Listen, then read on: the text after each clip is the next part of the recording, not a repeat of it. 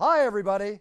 I've had an absolute blast recording your championship intros on audio and also on video. And for those of you that didn't know, the videos can be done special exactly the way you like them, because these are green screens and we can do them with a scene behind me. Do you want a fighting scene? Do you want a beach scene? Do you want a race car scene? Any scene you want, we can give it to you. It's your theme and my pleasure. Just write our offices and we will answer you with the exact fee involved and how it'll get done. So here we are, and now it's time, and it's your choice. Cheers! From the shores of Malibu where the waves are pumping, to the Great Wall of China and back to the streets of Rio de Janeiro, Brazil, where the UFC is coming. We are live. This is It's Time Radio, the show where we talk about what you think about but may be afraid to voice. Do not worry. We will voice it for you. No holds barred radio, folks. Politics, TV, film, UFC, sex, drugs, rock and roll. That's what we're all about on this show. We're all about winning. We're all about talking. And we're all about feeling good and loving life. And here we are. I'm with my co-host and producer, TJ DeSantis. 18, 17, 16 years. I don't know. It's all a blur right now, TJ, but it's nice to know you.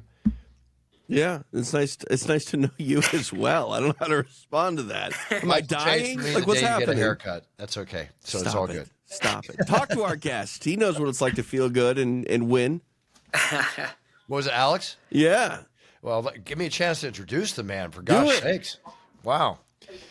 Anyway, here we are in the show. We love talking to UFC fighters. Hopefully they like talking to us. Alex, happy to have you on the show. Your win on Saturday, right? Coming out with a knockout. And here we are, folks. Let me just introduce UFC fighter, contender, Alex Perez. Alex, welcome to the show. What's up, guys? Thank you guys for having me. I really appreciate it. No problem. Hey, Bruce, you probably don't know this. I called one of, if not Alex Perez's first pro fight in a parking lot in Lemoore, California. That's Boy, that sounds like a lot of the old fights I used to do, for gosh sakes. Oh, yeah. Oh, yeah. I mean, you Parking haven't really lots, worked in this alleys, business cowboy unless you've bars, done it you in a name parking lot in Tachi at this point. That is very true. Yeah. Very cool. Alex, congratulations. As always, proud of you. Nice job. One thing is that I understand, here's the funny thing is, your career changed Saturday night, not just with your knockout, not just with your big win, placing you in the contender series for the belt, which we love. Every fighter loves to be in that rush, in that race, which is cool. But your friends can't call you pillow hands anymore. Yeah, man. Yeah. It's funny because all my friends always make fun of me. Even my son's mom, she'll make fun of me. I mean, we started dating when, I think my second pro fight, and we were together for 10, 11 years. And she even makes fun of me. She's like, oh, it's okay. You can't knock nobody out. You got pillow hands. So I was like, man. So now they can't say that no more. I at least got one. I got to tell you, if I was a fighter and somebody called me pillow hands, I'd start fighting. that would really. And I heard one of your friends called you Alex Sleeping Pill Perez. Yeah, this guy named John Motz. He used to run a local little podcast. I've known that guy since I was an amateur. I met him when I was 18 years old, and we're really good friends. But I mean, for me, that's what I said. When media makes fun of me or they talk down on me or whatever, it doesn't really affect me because my friends talk way worse to me than these guys. You know what I mean? But yeah, they call me Alex Sleeping Pill Perez because I would take people down and I would just go to wrestling holds, like 2-on-1s, tilt them and stuff. It was weird. And yeah, so that's how I got that nickname. You know what? It's kind of a motivating factor, isn't it? Motivating to get rid of it. Oh, yeah. Now they're like, okay, we can't call you that. So I'm happy about that. That one nickname's gone. They have a couple other ones, but that one's gone. Let's give you the real proper nickname, which is your regular nickname. But at the same time, this Saturday in Rio de Janeiro, Brazil, Alejandro Pantoja is facing Steve Erzig. I know you want Alejandro very, very badly. I can imagine. And let's have your take on this fight. I mean, Steve Erzig is no easy walkover by any chance whatsoever, as anybody in the top 10 in the UFC is not an easy walkover. How do you feel about this fight and how it's going to turn out? I'm a big fan of the sport. I'm a big fan of both guys. Steve's not a pushover, man. People think Pantoja just picked the easiest opponent. It's like, man, I mean, Pantoja picked him because he was the next guy up. I mean, he's 10-0 against the top 8 or 9 guys in the division, and it's between him and Makayev. I mean, I came off the couch and took Makayev the distance, and Steve went out there and knocked someone out, like you should, if you want to make a statement or run for the title. So that being said, man, I want Pantoja to win. Don't get me wrong. Like, I want to fight the guy that beat me before in the past, but Steve has a chance of winning. He's a really good boxer. He's long and tall for the division. Pantoja has been hit before, like he's been rocked. So I give it, 60-40 chance, 40 chance that, Steve wins, around there, just because, like I said, he's going in there with nothing to lose. All the pressure's on Pantoja because he got the number 10 ranked flyweight. He's fighting at home. He has all the pressure, right? He's the champ. He's the guy that asked to fight here. He really wanted to fight. Whether it's good or bad, we'll see, just because he pushed the issue so bad to fight there, fight in Brazil. And I get it. It's your home, country and stuff like that. But, it's going to be a great fight. I wish both guys best of luck. Obviously, I want Pantoja to win. Like I said, when I make that title run, fight for the title again, I want to make sure I beat someone that beat me, especially the way he beat me. Pantoja whipped my ass, so it would be good to get that one back. But like I said, it's going to be an interesting fight. I do give Steve a chance, though. That's that fighter mentality. Because I hate to say this, Alex, but a guy like me, I'd be like, nah, I want the new guy. I want Ursig to win, so I don't have to deal with that challenge again. But you want to right the wrong, if you will. Well, yeah, I mean, no matter what, say if Steve was to win, I'm probably going to have to fight Pantoja anyways, if just in general, just the way the landscape is. So, to me, I'd rather fight him for the title just because, hey, I get extra 2 rounds. But like I said, it's a good one. No, it is a good one. And, Saturday night was an interesting night. First off, I got to point out something.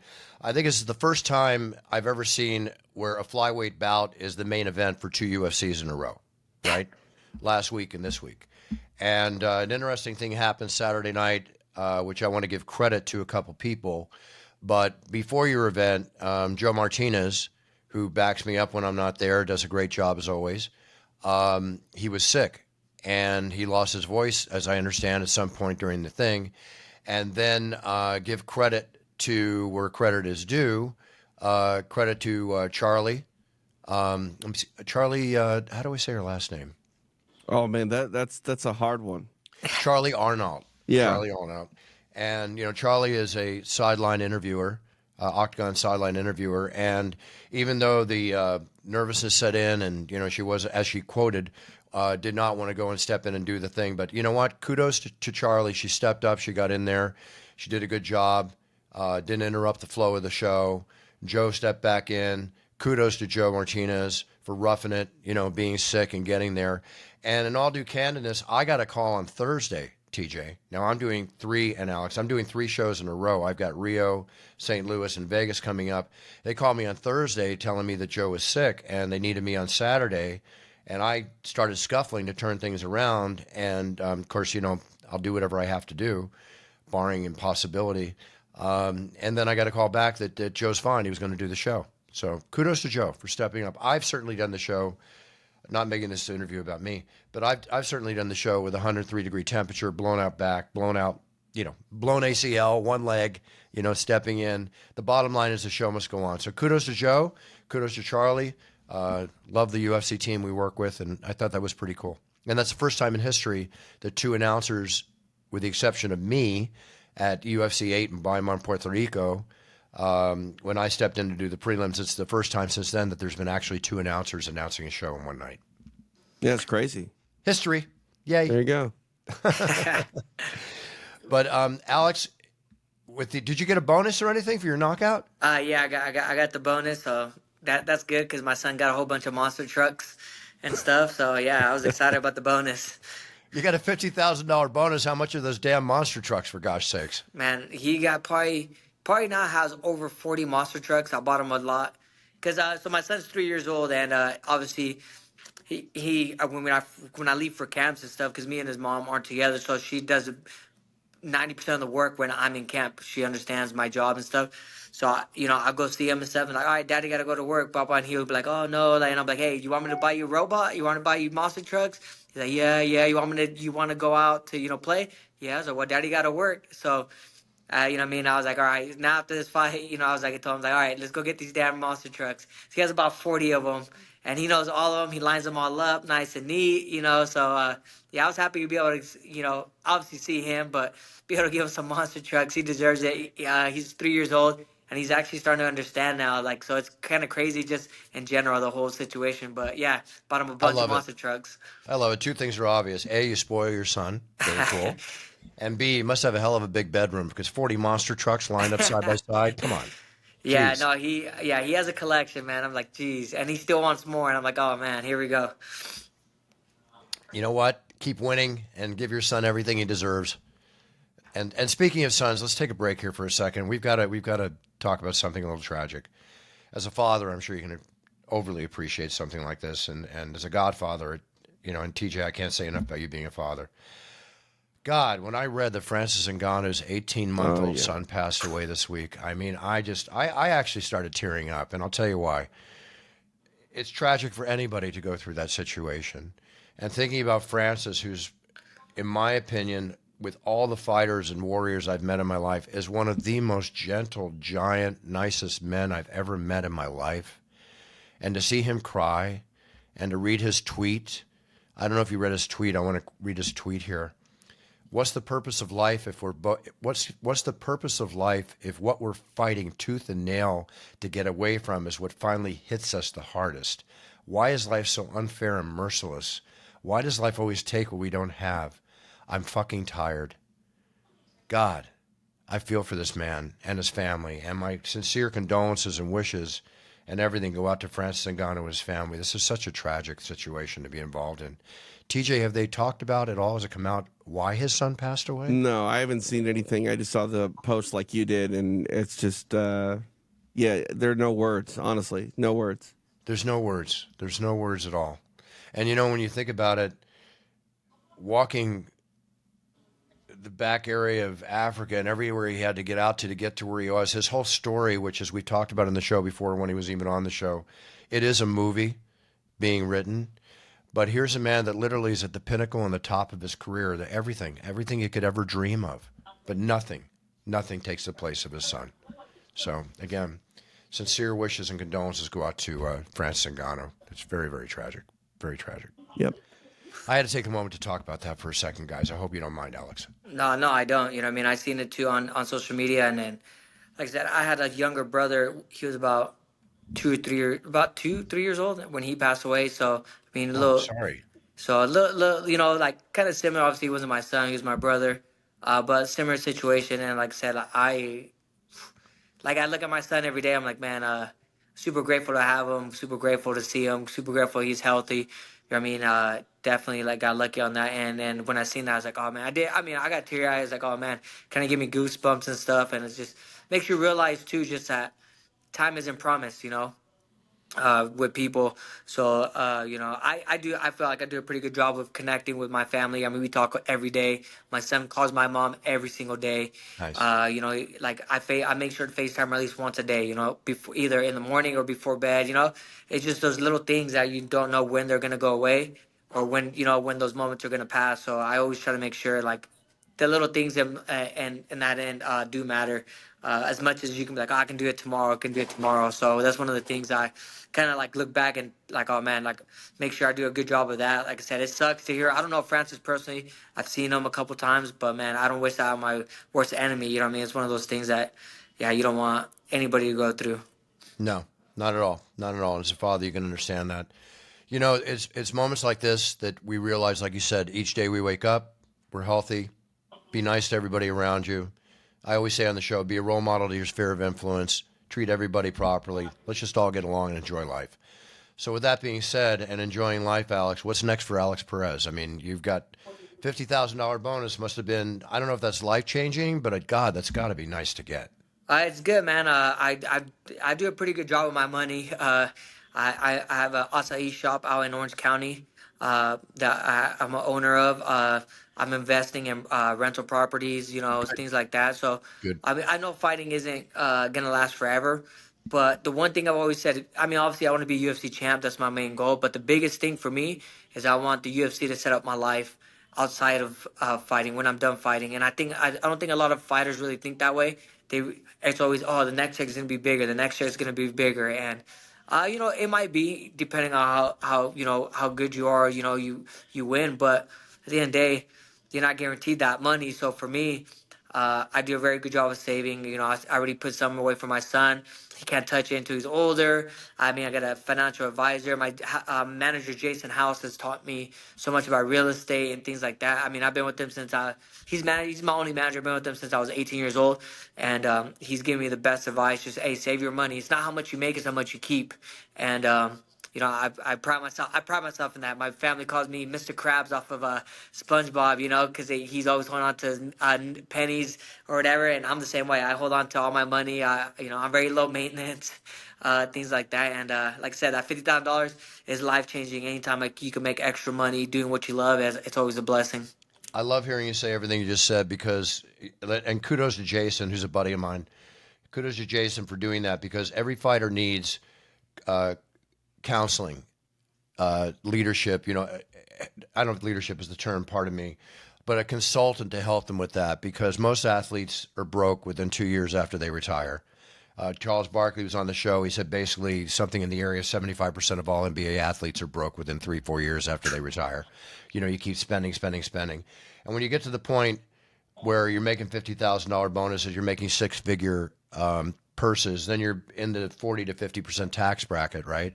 So one of the secret formulas for that, and this was quoted by a comedian, I forget his name, takes half his paycheck, puts it aside to pay taxes, lives off half of the other 50%, saves the 25%. And that's how he builds for the future. When you're making good money and you can do that. Yeah. But you're an example, like here, a lot of people talk about, UFC, they don't pay this, they don't pay that.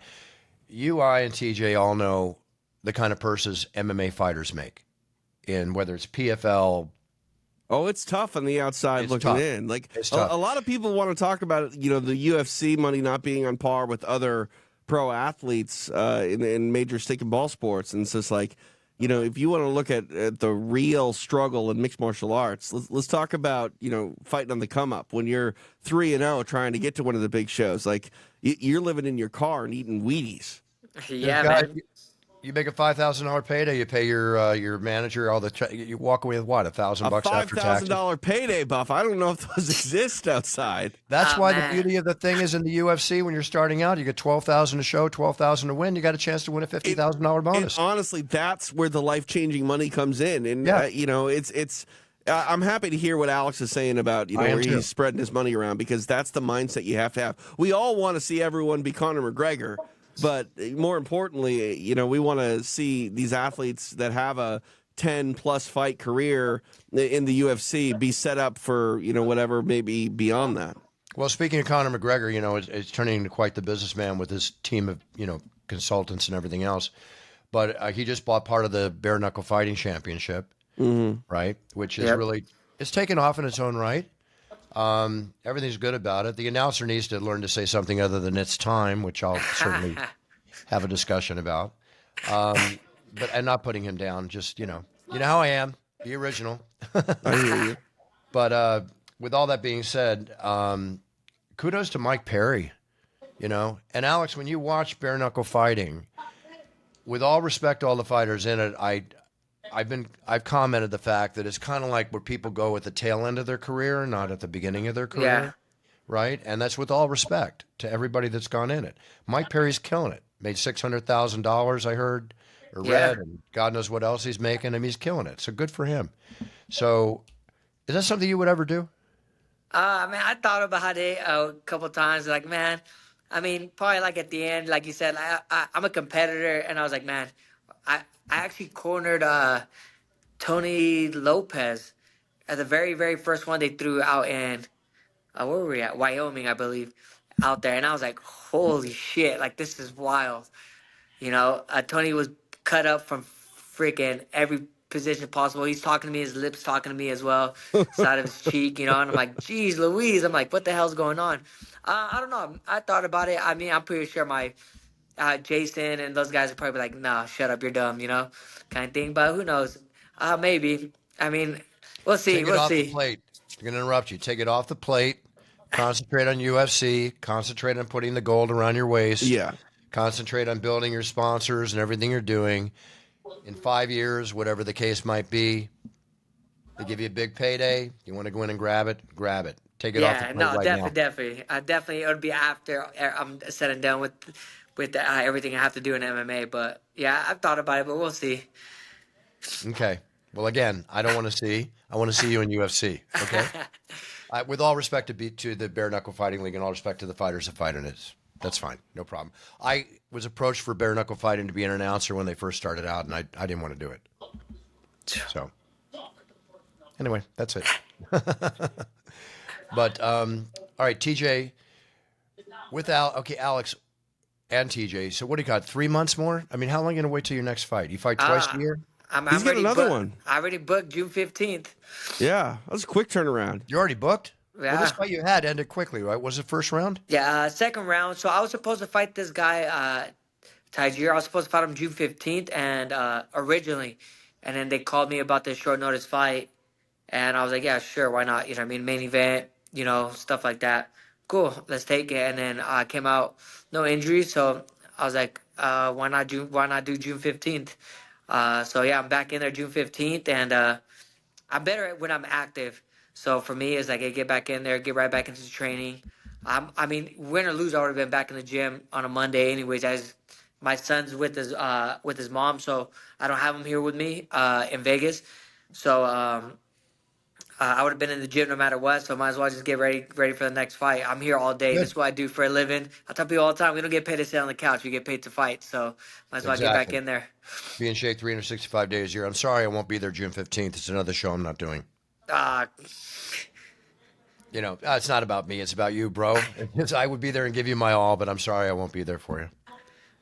So. Yeah, I mean, Joe and them do a good job. I've known Joe for a long time because he used to do Tachi Palace back in the day and stuff like that. Yeah. So you guys, I love the team that you guys have at the UFC. It's all good. You'll always be taken care of, Alex. Is there anything else you want to share with us, Alex? No, man. Like I said, I'm just grateful for you guys having me on here. Like I said, it's been a rough couple years for me after losing to Davison and Pantoja, and I've come off 3 losses. But I'm just like I said, that time off too. When I had to take the time off, kind of made me realize reevaluate everything. And everybody's like, "Oh man, you're so lucky." This man, I was like, "Man, I'm just grateful to be in this position to be able to come to UFCPI, do all the little things, right? Be here to get the PT staff, and even talking to people at the event. That all the staff members are awesome. Everybody's cool. They're all very great people. They always do their best to help us out. They work around our schedule, just for us. Like I said, I'm just very grateful for the opportunities that have been presented to me, and like I said, I'm just super grateful for everything that's come my way. And whether it's good or bad, I learned that even the bad there's something to learn off from that. You don't go through it all the time. So like I said, I'm grateful for every experience I've had up to this point, and yeah, I'm just excited to get back in there. I love it. That's a role model monologue for a UFC fighter that I think whenever we hear anything negative from a fighter about the UFC, I want to show him that last 60 seconds of my interview with you, Alex. Yeah, man. Appreciation is appreciation. Appreciate what you got because the UFC does a great job. There's no question. And I'm not showing. They do a great job.